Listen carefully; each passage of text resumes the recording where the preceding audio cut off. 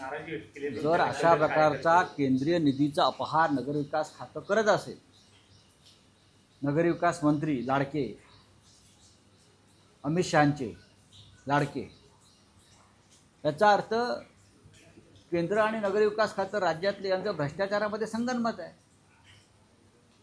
एकनाथ शिंदे हे नगरविकास मंत्री म्हणून पूर्णपणे अपयशी आहे.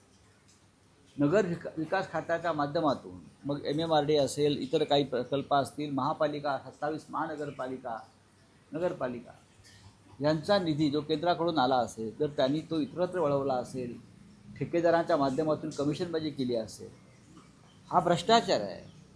देवेंद्र फडणवीस यांनी त्यांना बडतर्फ केलं पाहिजे. त्यांना तो अधिकार आहे. नुसतं चावचाव रडून चालणार नाही ना, किंवा बातम्या पेरून.